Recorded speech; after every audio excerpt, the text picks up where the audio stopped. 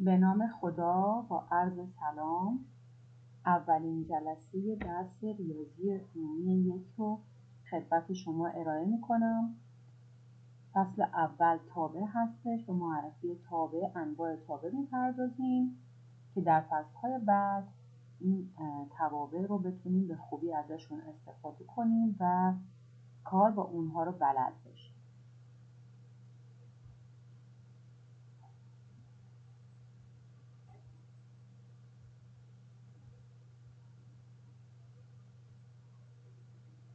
خب ما برای اینکه بتونیم در مورد تابع اطلاعات پیدا بکنیم، قبلش زوجهای مرتب رو برای شما معرفی میکنیم. زوج مرتب همونطور که از اسمش معلوم میشه، در حقیقت یک دوتایی هستش که ترتیب برای ما اهمیت داره. یعنی برای ما مهم هستش که کدوم یکی از اعداد یا حالا حروف اول قرار بگیرن یا دوم قرار بگیرن. به این در حقیقت عناصری که اول قرار میگیرن میگن مؤلفه اول و عناصری که دوم قرار میگیرن به اسم مؤلفه دوم در حقیقت خواهیم شناخت که هر جا از اونها اسم بردم به همین ترتیبیه که در موردش صحبت کردم.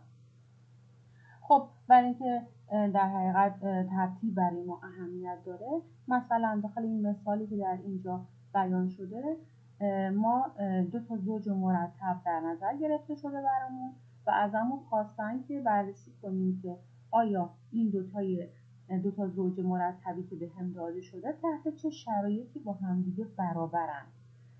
خب مسلما زمانی 2 تا زوج مرتب با هم برابر میشن که مؤلفه‌های اولشون با هم مساوی باشه، مؤلفه‌های دوم با هم دیگه مساوی باشه.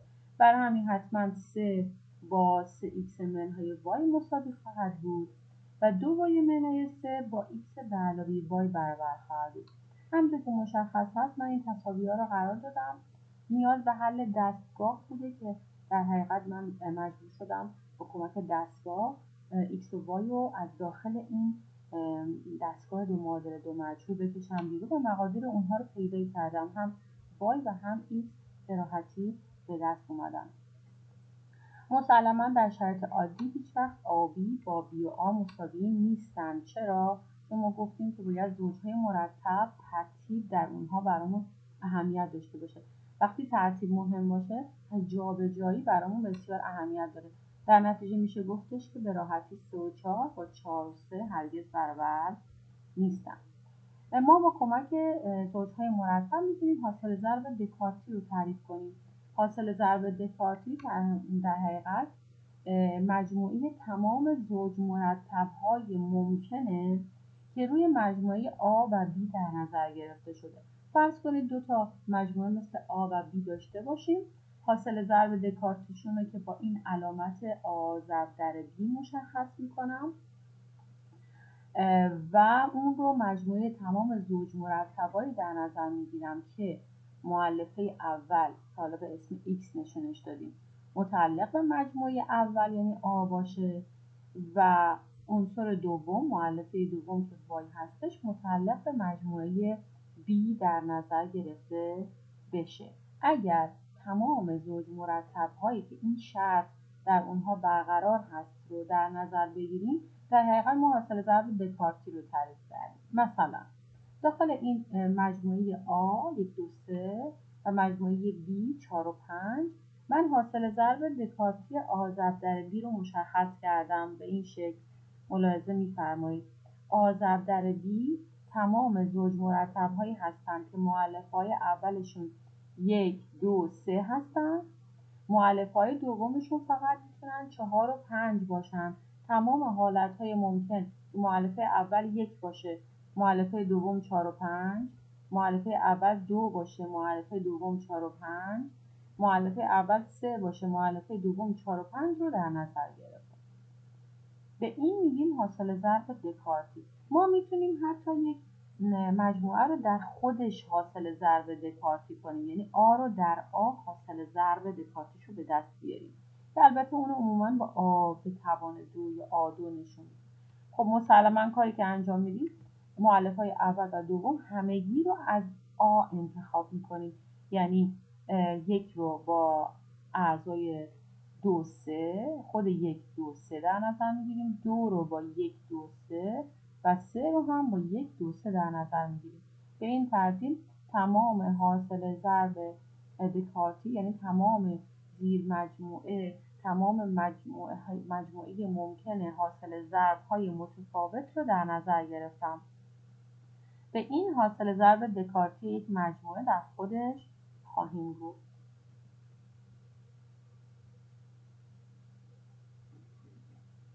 خب اگر اعضای مجموعه A n تا باشه، اعضای مجموعه B n تا باشه، حاصل ضرب اونها رو به عنوان تعداد اعضای در حقیقت مجموعه حاصل ضرب دکارتی در نظر میگیریم. مثلا اگر یه مجموعه 2 عضوی داشته باشیم و یه مجموعه 3 عضوی، حاصل ضرب اونها، حاصل ضرب دکارتیشون 6 عضو حتما خواهد داشت.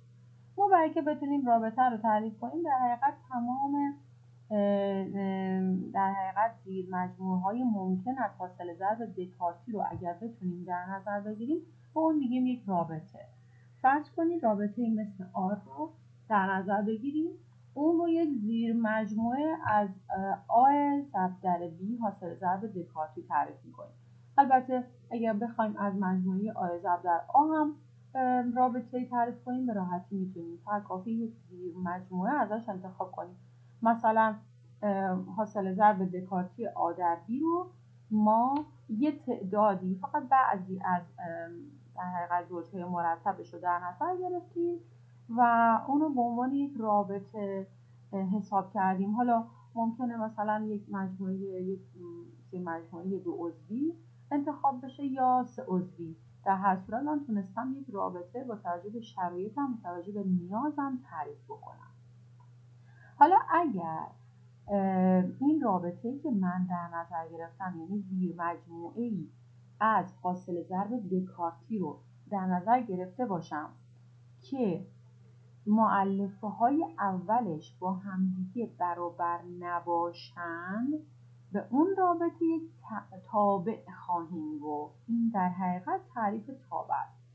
اگر هیچ دو زوج مرتب متمایزی وجود نداشته باشه، در حقیقت من دارم تعریف تابع رو در نظر میگیرم و بحث تابع رو خواهیم داشت که در حقیقت نیاز اصلی ما هست که بعد از این در مورد تابع اطلاعات خوبی داشته باشیم.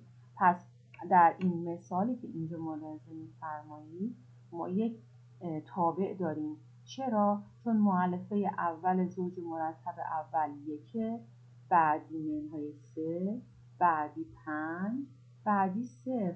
همونطور که می‌بینیم هیچ کدوم با همدیگه مساوی نیستن. وقتی چنین اتفاقی افتاد، ما با یک تابع روبرو هستیم که مسلماً یک زیر مجموعه از یک حاصل ضرب دکارتی بوده موقعی که انتخاب شده. الان مثلا داخل این مثال دیگه که اینجا در نظر گرفته شده، همونطور که می‌بینید 2 تا مؤلفه اول 1 دارم که این اتفاق خوبی نیست و باعث میشه که وقتی مؤلفه اول برابر نباشن، ما با یک تابع روبرو نباشیم. البته مسلماً مؤلفه‌های دوم هم به شرطی که با هم مساوی نباشن. اگه اونها هم مساوی باشن، هم مؤلفه اول هم مؤلفه دوم، انگار که یک تکرار روی زوج مرتب اتفاق افتاده، پس خیلی مهم نبوده. اون موقع میشه به عنوان یک تابع هم در نظرش گرفت و مشکلی در این مورد پیش نخواهد اومد. ما به مؤلفه‌های اول یک تابع میگیم دامنه و به مؤلفه‌های دوم میگیم بعد. تمام زوج مرتب‌های داخل یک تابع رو به شرطی که شرط تابع بودن رو داشته باشه در نظر میگیریم. مؤلفه‌های اولشون رو بهشون میگیم تابع و با دی اف نشون میدیم. مؤلفه‌های دوم بعد خواهند بود که با آر اف نشون میدیم. همونطور که دیدیم عموما تابع رو با اف نمایش میدیم. اف از فانکشن به معنی تابع میاد و عموما در مورد تابع مورد استفاده است. البته میشه از حروف دیگه مثل جی و اچ و اینا هم استفاده کرد که حتما در سطح لزوم این کار رو خواهیم کرد. خیلی از مواقع ما میدونید که تابع رو به جای که با زوجهای مرتب نشون بدیم با ضابطه هاشون مشخص میکنیم. ضابطه در حقیقت اون در حقیقت میشه گفت فرمولی هستش که در مورد تابع اتفاق افتاده. مثلا فرمول این تابع این شکلیه که y مساوی x2 به علاوه 1 یا حالا fx برابر است با x2 به علاوه 1. به این معنیه که من هر بار به جای x هام عددی که در مجموعه دامنه تابع قابل تعریف هست، قابل قبول هست رو قرار بدم، اونو به توان 2 برسونم با 1 جمع کنم، یکی از عناصر مؤلفه دوم به دست میاد. اتفاقی که میفته همچنان x های ما در حقیقت همون دامنه ما هستن، نباید داخلشون تکرار وجود داشته باشه. یعنی ما در مورد مقادیر x تکرار نباید داشته باشیم که تعریف تابع بودن دچار اخلال نشه. برای اینکه از روی شکل تابع بتونیم در حقیقت تشخیص بدیم، از روی نمودار بتونیم تشخیص بدیم که آیا این نموداری که رسم شده تابع هست یا خیر، کافی خطهای عمودی رو رسم کنیم، خطهایی که موازات محور در حقیقت وای ها هستند. مثلا در شکل شماره 1 اینجا من یه خط عمودی در نظر گرفتم و همونطور که می‌بینید این خط در 3 تا مقدار برخورد کرده با تابع من.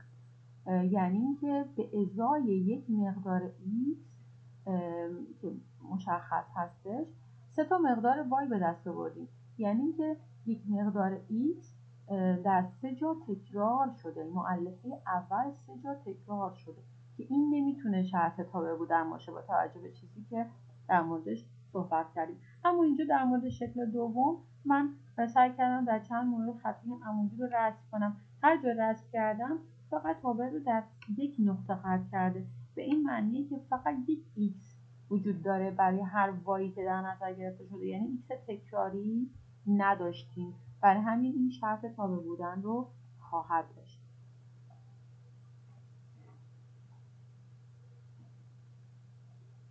ما برای اینکه مقدار تابع در یک نقطه رو پیدا کنیم، اگر با ضابطه یک تابع روبرو هستیم، فقط کافیه به جای x های اون تابعی که به من داده میشه مقداری که لازم دارم رو جایگذاری کنم. مثلا در مورد این تابعی که در این مورد مشخص شده خواستن که f3 رو پیدا کنیم، یعنی به جای x3 قرار بدیم. دقیقاً در ضابطه تابع هر جا x بوده به جای 3 گذاشتم و حاصلش رو به دست آوردم. همینطور در مورد توابع با ضابطه‌های مختلف به همین شکل هستش.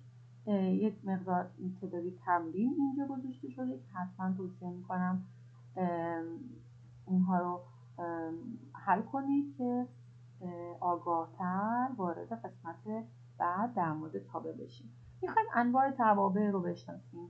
یه سری توابع هستن که خیلی مهمترن و ما بیشتر باهاشون روبرو میشیم، ضابطه هاشون رو باید بشناسیم.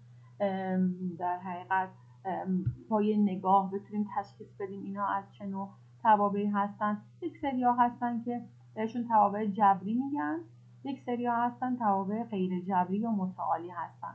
توابع جبری مانند در حقیقت تابع همانی هستش که اینجا در موردش صحبت شده. تابع همانی تابعی هستش که من به ازای هر xی، هر مقداری که به دامنه بدم همون مقدار رو دقیقاً از تابعم میگیرم که ضابطه اون رو با fx مساوی x یا y مساوی x نشون میده. دامنه و برد این تابع مجموعه r، مجموعه تمام اعداد حقیقی هست. تابع ثابت تابعی که هر چی بهش بدیم فقط یک عدد ازش تحویل میگیریم. به ازای هر xی که بهش داده میشه در حقیقت داخل ضابطه تابع xی وجود نداره که وقتی به جای x هر مقداری بذارم همون عدد ثابتی که در نظر گرفته شده به ما تحویل خواهد شد. مثل تابع مثلا 3 یا تابع منهای 5. توابع چند جمله‌ای که توابع بسیار مهمی هستند. این توابع در حقیقت به این شکلند که در اونها x یعنی متغیر ما همونی که دامنه رو میپذیره دارای ضرائب حقیقی اما توانهای صحیح و مثبت هستش. اگر x ها دارای توانهای صحیح و مثبت باشن که میتونن 0 1 2 3 و الی آخر توان داشته باشن، به اینها میگیم چند جمله‌ای مثل 4x و علاوه 2 سوم x2 منهای 2 تا x و علاوه 1. همونطور که مشخصه در همین اینها x دارای توان صحیح و مثبته. اما تابعی مثل رادیکال x نمیتونه برای من چند جمله‌ای بسازه به دلیل اینکه دارای توان کسریه، یا تابعی که داخلش x به توان منهای 3 وجود داره چون توان منفی در اون دیده میشه. این جزء دسته چند جمله‌ای ها نیست، جزء دسته توابع دیگه‌ای که در ادامه در موردش صحبت خواهم کرد. یک سری توابع که خیلی معروف هستند توابع گویا هستند، توابعی هستند که به شکل کسری بیان میشن. این توابع در صورت و مخرج کسرشون چند جمله‌ای وجود داره، یعنی صورت و مخرج هر کدوم به تنهایی یک چند جمله‌ای هستند. تقسیم اینها بر هم دیگه یک تابع گویا میتونه بسازه. حالا اگر این بین توابعی مثل رادیکال یا عبارت‌های رادیکالی رو ببینیم، دیگه اینها رو به اسم توابع گویا نمیشناسیم، صرفاً از کلمه توابع کسری استفاده خواهیم کرد. خب مسلماً توابعی که در اونها رادیکال وجود داشته باشن به اسمشون توابع رادیکالی خواهند بود که حالا به شکل‌های مختلف میتونه چه در صورت چه در مخرج چه در حقیقت به شکل تنها به راحتی میتونیم اونها رو ببینیم. یکی از کارهایی که برای ما خیلی مهم هستش که بتونیم در مورد تابع انجام بدیم پیدا کردن دامنه تابع. بعضی از توابع از طرق مختلف یا اینکه یک ایده خاص برای پیدا کردن دامنه‌شون وجود داره. مثلا تابع چند جمله‌ای دامنه‌اش آره. چرا؟ چون میشه به ازای هر x دلخواهی مقدار گذاری کرد. هیچ محدودیتی برای جایگذاری x وجود نداره. برای همین تابع چند جمله‌ای یک تابع با دامنه r در نظر میگیریم. اما تابعی مثل تابع گویا چون در مخرجش نمیتونه صفر قرار بگیره، این تابع رو تابع در حقیقت برای پیدا کردن دامنه‌اش باید مقادیری رو که مخرج رو صفر میکنن از r که دامنه کل یا مجموعه کل مقادیر x هستش بندازیم بیرون. برای همین در مورد توابع گویا دامنه‌اش به شکل r منهای جاهایی که ریشه مخرج صفر باشه. حالا ما مخرج و صورت رو به شکل p و مخرج رو به شکل q نشون دادیم و اینجا نوشته شده r منهای x هایی که q صفر باشه یا مخرج صفر باشه به عنوان دامنه تلقی شده.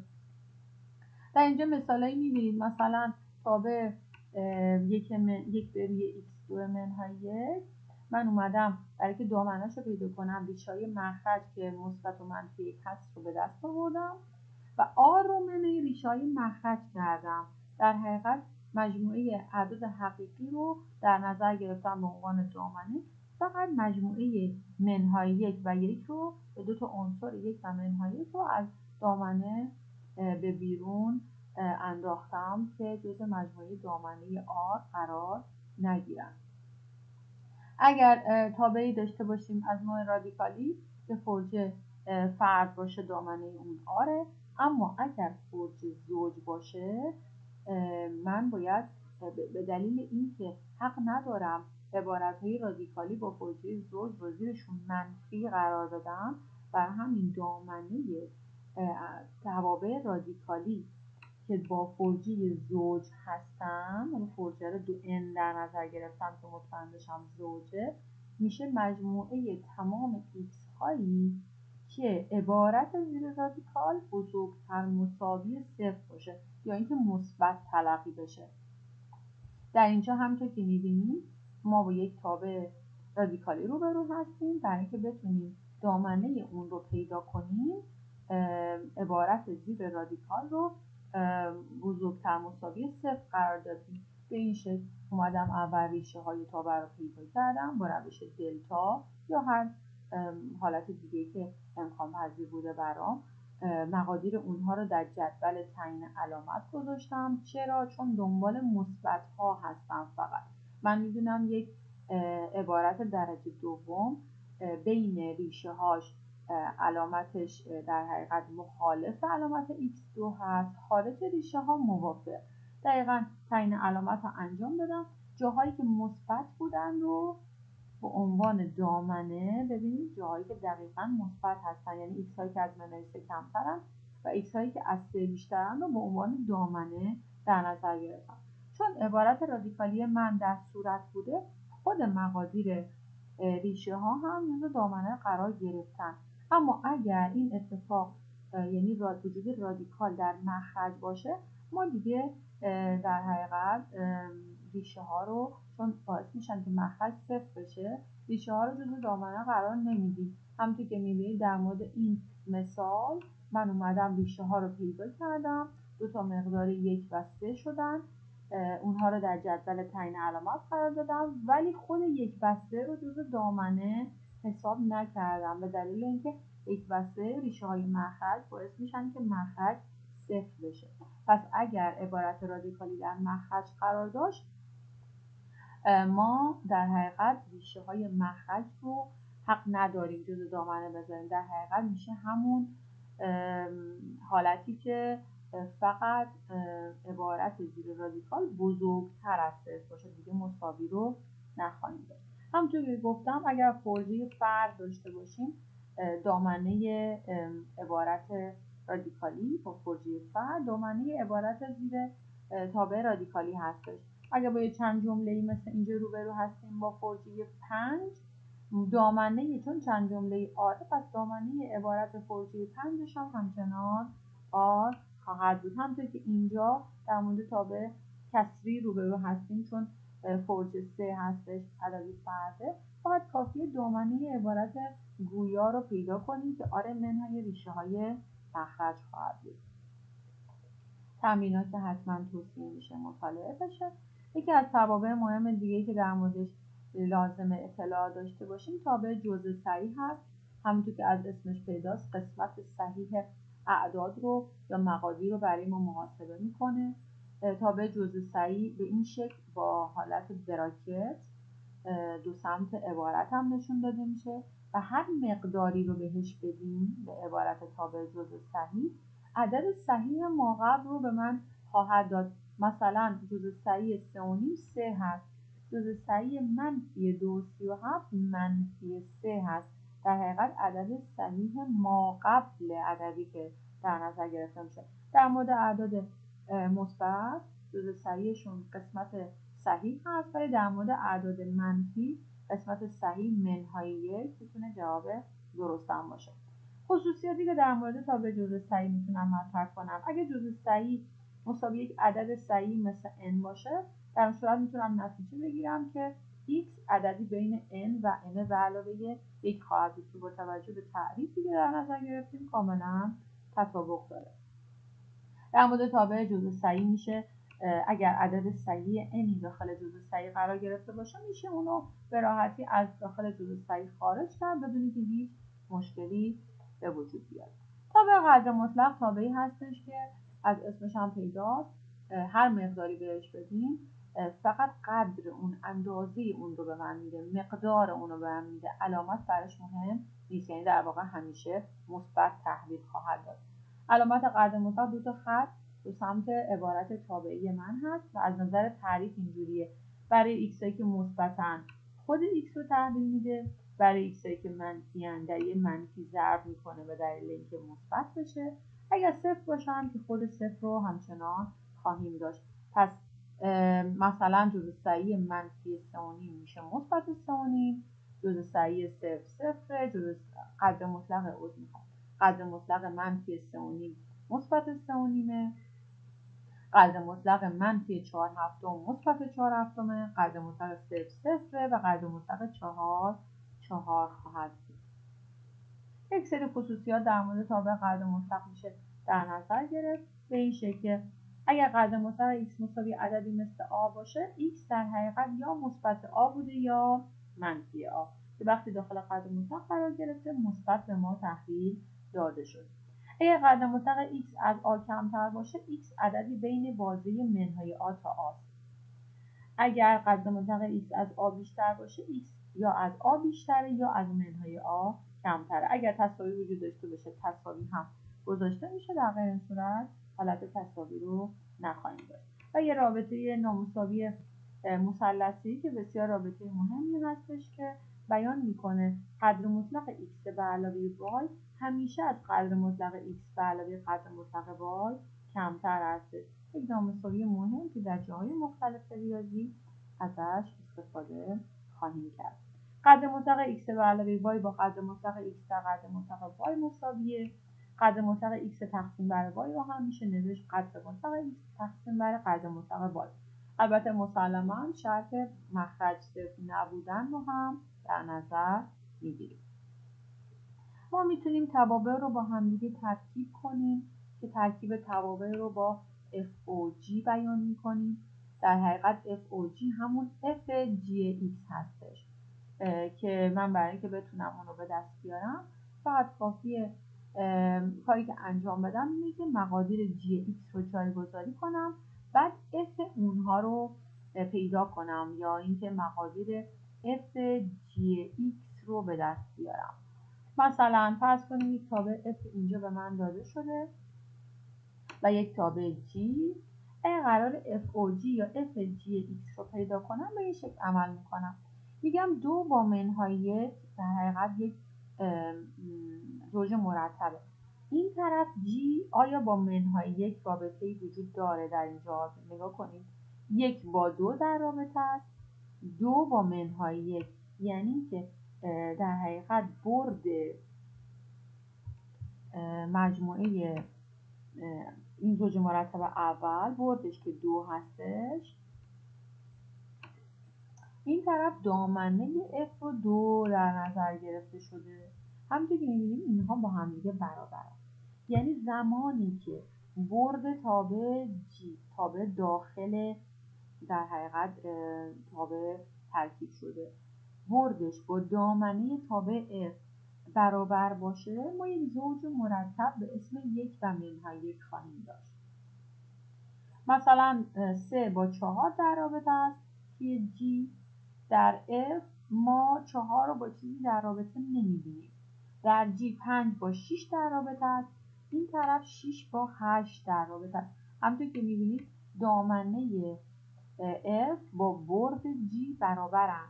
وقتی چنین اتفاقی افتاد من میتونم زوج 5 و 8 رو به عنوان در حقیقت یک زوج لازم برای FOG در نظر بگیرم.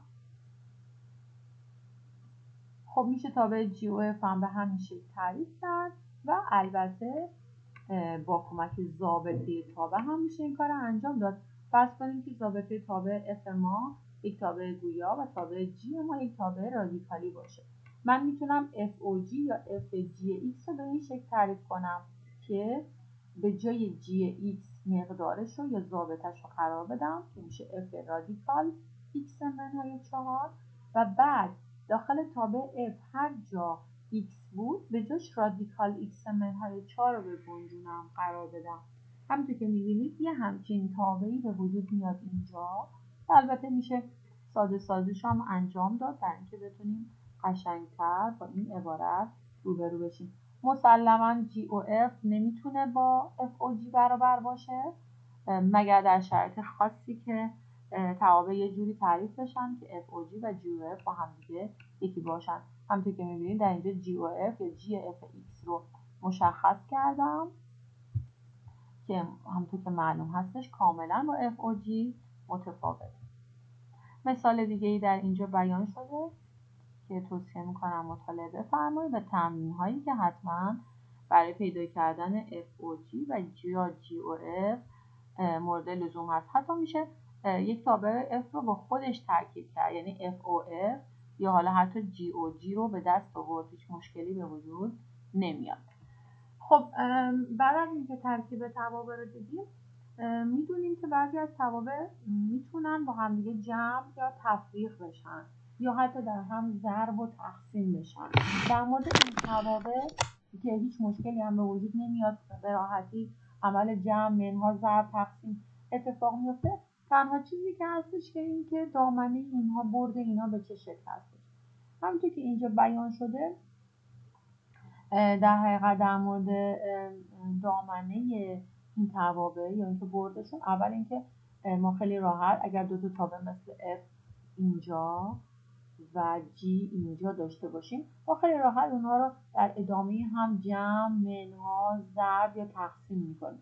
تنها چیزی که هستش این که تقسیم اینجور عبارت ها داخل مخرجشون نباید صفر اتفاق بیفته، یعنی شرط مخرج مخالف صفر بودن رو هم در نظر میگیرم. دامنه همه اینها اشتراک دامنه توابع F و G هست، یعنی دامنه F مجموع، F تفاضل، F ضرب، همگی دامنه F اشتراک با دامنه G هست.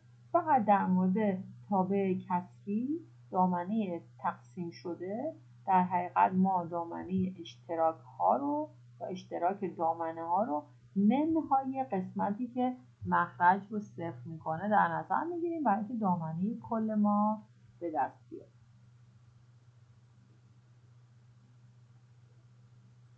خب مثالی بیان شده و بعدم تمرینایی که حتما مطالعه بفرمایید. تابع زوج و تابع فرد رو بشناسیم.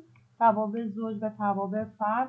به تابع زوج میگیم که اگر به جای تمام مقادیر xش منهای x قرار بدیم، از نظر رابطه تابع تغییری در شکل تابع به وجود نیاد، هیچ فرقی نکنه.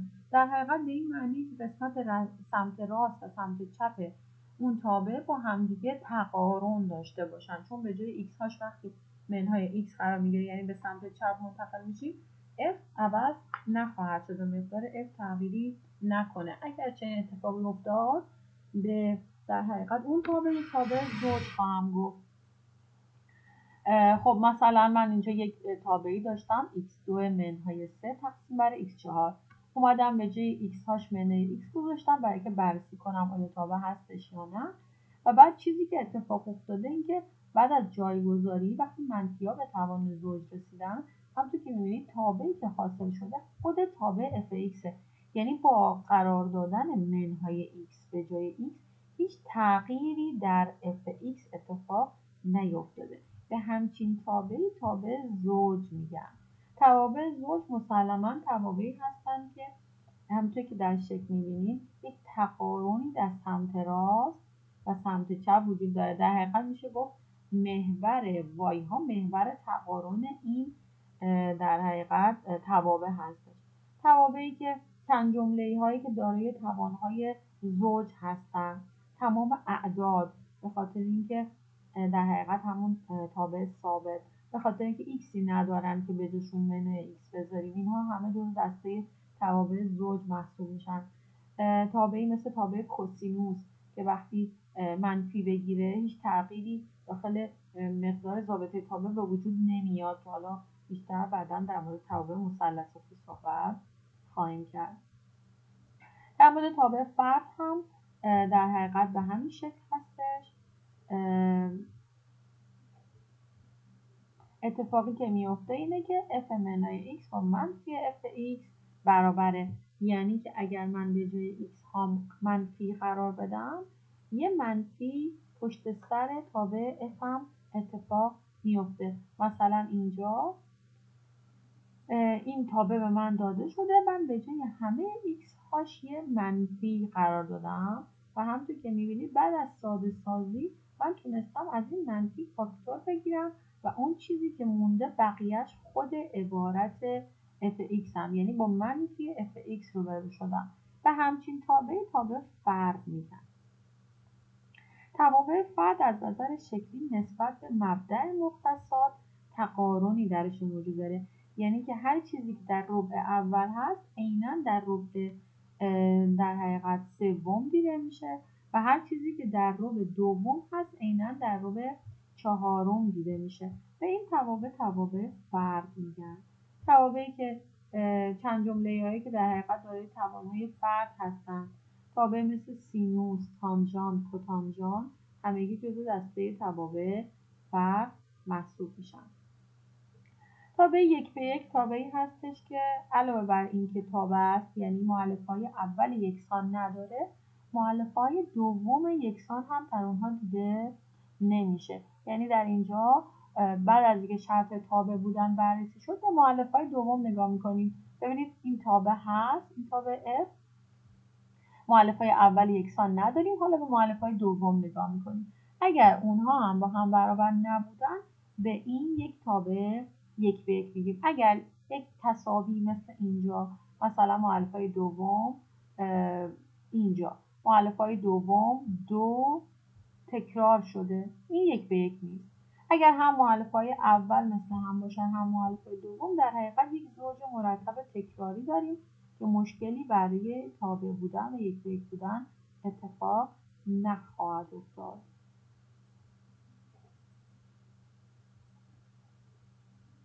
خب برای که بررسی کنیم آیا تابعی از نظر شکل، از نظر نمودار یک به یک هستش یا نه، کافیه خطهای افقی رو رسم کنیم. اگر خطهای افقی همه جا تابع رو فقط در یک نقطه قطع کنن،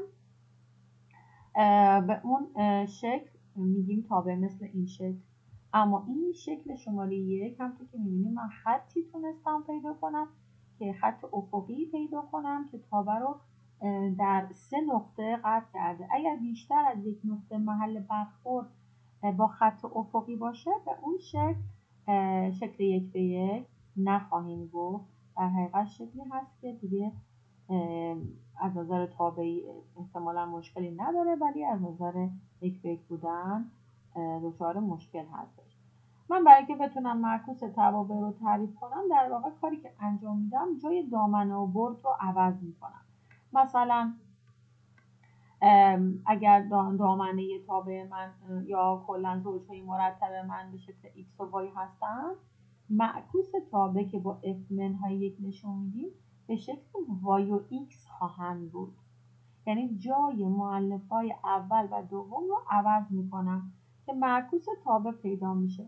اما یک شرطی وجود داره.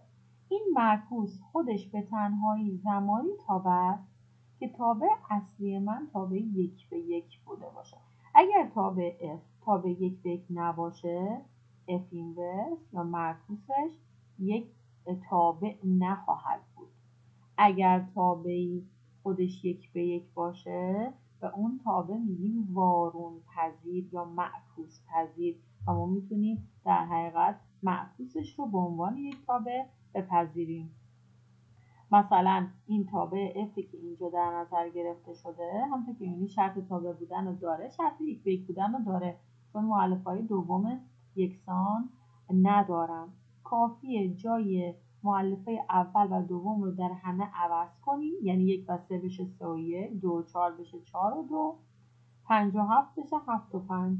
این در حقیقت تابعی که به دست میاد حتما شرط تابع بودن رو داره، بهش میگیم f اینورس و به تابع اصلی f میگیم تابع وارون پذیر. پس شرط یک به یک بودن بسیار برای ما مهم هستش. حتما اول یک به یک بودن رو بررسی میکنیم. اگر تابع یک به یک باشه، بعدا میریم سراغ پیدا کردن معکوسش. بعد جای x و y و مؤلفه اول و دوم رو عوض میکنیم و در حقیقت تابع جدیدی که به دست میاد رو بهش تابع معکوس خواهیم گفت. این کار رو میشه در مورد توابع ضابطه دار هم انجام داد.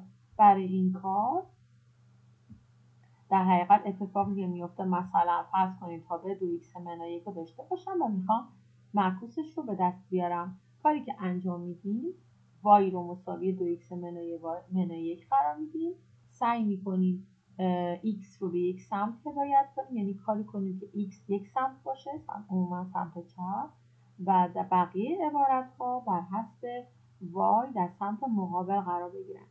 اون تابع جدیدی که به دست میاد که جای x و y رو عوض میکنیم، بهش میگیم تابع f معکوس. یعنی اسم x ها رو به y و اسم y ها رو به x تبدیل میکنیم و f اینورس یا f معکوس برای ما پیدا میشه. مسلما همونطور که گفتم، دامنه تابع f برد تابع f معکوس و دامنه تابع f معکوس برد تابع f خواهد بود. برای پیدا کردنش هم به همون شکلی که گفتم، فقط کافیه دامنه و برد تابع F رو داشته باشیم که بتونیم به صورت ضربدری دامنه و برد تابع F معکوس رو هم پیدا کنیم. مثال های در اینجا بیان شده که توصیه میکنم حتما مطالعه بفرمایید. تمرین هایی که از شما خواسته شده برد توابع رو پیدا کنید که خیلی راحت و کافیه جای x و y رو به طریق درست تغییر بدیم و برد رو برای شما در حقیقت به دست بیاریم. توابع متعالی. بعد از اینکه در مورد توابع جبری اطلاعاتی پیدا کردیم، سراغ توابع غیر جبری میریم. توابع غیر جبری توابعی هستن مثل تابع نمایی که خیلی خوبه اونا رو بشناسیم. تابع به شکل آ به توان x که یا آ یک عدد هستش، بهش میگیم تابع نمایی. یعنی پایه این عبارت توانی یک عدده و متغیر در توان قرار گرفته. اگر چنین اتفاقی افتاد به این تابع میگیم تابع نمایی. من شکل تابع نمایی رو برای مقادیر آیی که از یک بیشترند دست کردم به این شکل صعودی و برای آهایی که بین 0 و 1 هستن به این شکل نزولی تبدیل شده. حالا آ هر عددی باشه، اگر بزرگتر از 1 باشه صعودی و اگر بین 0 و 1 باشه نزولی در نظر گرفته خواهد شد. توابع نمایی شبیه این توابعی که اینجا مطرح شده: 3 به توان x، 5 به توان 1 x، 7 به توان رادیکال x به علاوه 1، 2 به توان x و الی آخر. یه سری خصوصیات در مورد تابع نمایی من میتونم در نظر بگیرم. خصوصیاتی که بعضیاش شبیه به حالتی هستش که در مورد توانها در نظر گرفته شده. مثلا آ به توان 0.1 هستش، اگر توان منفی باشه میشه اونو در حقیقت به مخرج منتقل کرد و مثبت کرد. اگر پایه ها یکی باشه من میتونم در ضرب توانها رو با هم دیگه جمع بکنم. اگر پایه ها با هم دیگه یکی باشه در تقسیم اونها رو از هم توانها رو از هم کم خواهم کرد. اگر دو تا توان روی یک عبارتی وجود داشته باشه توانها در همدیگه ضرب میشن و میتونیم یک معادله نمایی رو حل کنیم به این شکل: اگر پایه ها دو سم برابر باشن توانها رو با همدیگه مساوی قرار بدیم که اینها میتونه در حقیقت کارساز باشه برای حل معادلات نمایی که اگر جایی لازم بود در موردشون صحبت خواهیم کرد. تابع نمایی خیلی مهمی که باید خوب بشناسیمش تابع ای به توان x هست. این تابع در حقیقت پایه عدد ای، عدد نپر 2/7 رو داره و توانش متغیری مثل x. این تابع نه زوج نه فرد، چون هیچ کدوم از شرایط زوج و فرد بودن رو نداره، ولی تابع بسیار مهمیه که بهش تابع نمایی طبیعی خواهیم گفت که در ادامه خیلی زیاد در موردش صحبت خواهیم کرد. تابع لگاریتمی که در موردش اطلاعات داریم، تابعی هستش که به شکل لگاریتم x در مبنای a بیان میشه. مبنا برامون مهم خواهد بود. اگر مبنا در حقیقت هر عددی باشه و عبارتی که در مفصل در بالا قرار میگیره 1 باشه، لگاریتم 1 در هر مبنایی 0. لگاریتم هر عددی در مبنای خودش 1. اگر عبارت لگاریتمی پشت سرش یک عبارت تواندار باشه، اون توانه ضریب میتونه به عنوان ضریب در لگاریتم قرار بگیره بدون اینکه مشکلی در بحث لگاریتمش به وجود بیاد. همینطور اگر این توان در مبنا قرار گرفته باشه میشه خیلی راحت عکس اون توان رو به عنوان ضریب پشت سر لگاریتم گذاشت. اینها برای ساده سازی عبارت لگاریتمی بسیار مفید خواهد بود. مثلا لگاریتم مجموع دو تا لگاریتم تبدیل میشه به لگاریتم حاصل ضرب. تفاضل دو تا لگاریتم میشه به شکل لگاریتم تقسیم در نظر گرفت به شرطی که مبناها با همدیگه برابر باشن. میشه عبارت‌های لگاریتمی رو ساده کرد از دو سم به شرطی که مبناها با همدیگه یکی باشن. لگاریتم و مبنا حذف میشن و چیزی که باقی میمونه عبارت‌های مفصل یا همون عبارتی که در بالا قرار گرفته میشه. ما خیلی بیشتر از توابع لگاریتمی با تابع لگاریتم طبیعی که در حقیقت یک حالت خاصی از لگاریتم هستش روبرو خواهیم بود که اونو به اسم LNA میشناسیم یا LN حالا متغیر x که در نظر گرفته میشه، به شرطی که لگاریتم مبناش عدد ای باشه، مبناش عدد نپر باشه، اونو به اسم LN میشناسیم. همونطور که میبینید من اینجا تابع LNی رو رسمش کردم. همونطور که مشخصه در قسمت منفی محور x ها هیچ تعریفی وجود نداره، همه قسمتاش در قسمت مثبت محور x ها هستن. یک ریشه داره که با فلش ملاحظه میفرمایید اینجا گذاشته شده، ریشه‌ش عدد 1 هستش، محل برخورد تابع در حقیقت با محور مختصات هست و یک مجانبی داره که حالا بعدا در مورد مجانب‌ها بیشتر صحبت می‌کنیم که در حقیقت محور وای ها و هیچ محل برخوردی با محور وای ها در مورد این تابع وجود نداره. از نظر شکلی خوبه که ما توابع رو بشناسیم که بتونیم در مورد دامنه بردشون یا اطلاعات دیگه‌ای در مورد اونها داشته باشیم.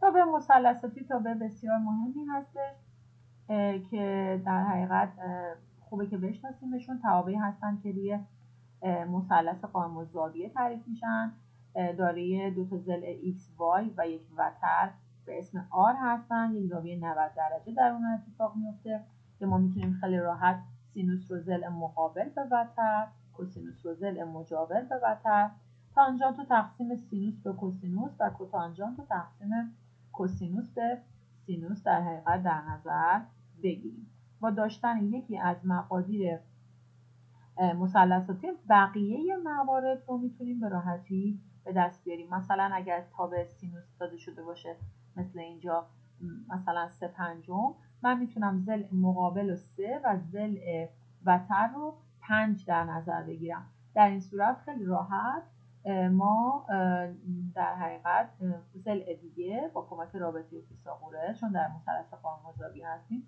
ضلع مجاور رو میتونیم به دست بیاریم و مقادیر مثل کوسینوس، کوتانژانت، تانژانت همه رو میتونیم پیدا بکنیم. مثال هایی که حالا داده شده و تمرینی که در اینجا هست حتما مطالعه بشه.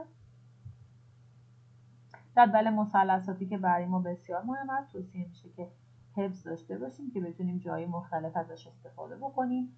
برای زوایای 0، 30 درجه، 45 درجه، 60 درجه، 90، 180، 270 و 360 که در حقیقت همون 0 درجه هستش، ما میتونیم مقادیر مثلثاتی رو حفظ داشته باشیم که بتونیم به خوبی از اونها استفاده بکنیم. یه رابطه خیلی مهم در مثلثات هستش، بهش میگیم اتحاد مثلثاتی که همون سینوس به توان 2 به علاوه کوسینوس به توان 2 هر زاویه‌ای مثل تتا حاصلش 1 خواهد بود. میشه با کمک این رابطه اگر کوسینوس رو داشته باشیم سینوس رو و اگر سینوس داشته باشیم کوسینوس رو به راحتی به دست بیاریم.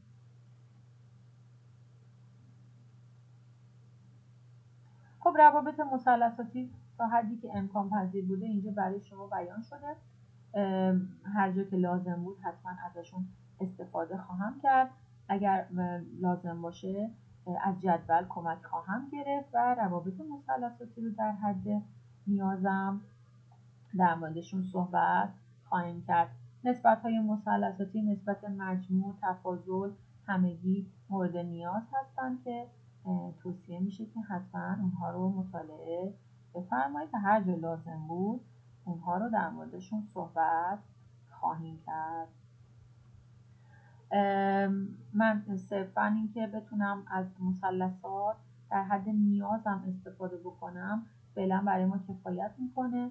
در ادامه چیزی که برای ما مهم هست جدول مثلثاتی، بتونیم از این توابع مشتق بگیریم، در حقیقت انتگرالشون رو در موردشون صحبت خواهیم کرد، معکوس این توابع رو بشناسیم. معکوس تابع سینوس رو به شکل آرک سینوس میشناسم که همونطور گفتیم قبلا دامنه و برد اینها دقیقا با همدیگه متفاوت هست و جای این دامنه و بردشون با همدیگه کاملا به شکل ضربدری عوض خواهد شد.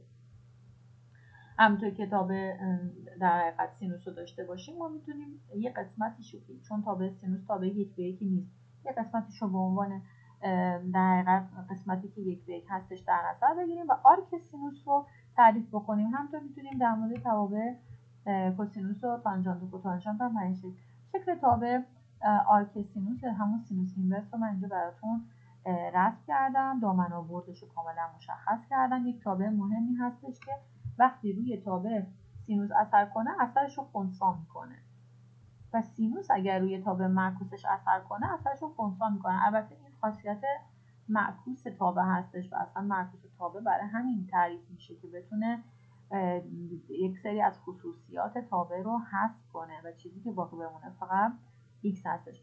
این شکل تابع خود کوسینوس هستش که من اینجا رسم کردم و این معکوس تابع کوسینوسه. سعی شده که تابع کوسینوس رو به شکل یک تابع در حقیقت یک به یک قسمتش که یک به یک هست رو در نظر بگیریم و روی همون قسمت معکوسش رو تعریف کردیم. از نظر شکلی خوب هستش که مطالعه بفرمایید و آشنا بشید با شکل اینها که بتونه به ما کمک بکنه. مسلما من اینو برای توابع تانژانت و کوتانژانت هم به همین شکل میتونم در موردشون اطلاعات داشته باشم که همینجور که میبینید معکوس تابع تانژانت و معکوس تابع کوتانژانت هم به همین شکل برای شما تعریف شده. امیدوارم که این جلسه برای شما مفید بوده باشه. جلسات بعد رو با در مورد مطالب دیگه در ادامه خواهیم دید. شما رو به خدای بزرگ میسپارم تا جلسه آینده. خدا نگهدار.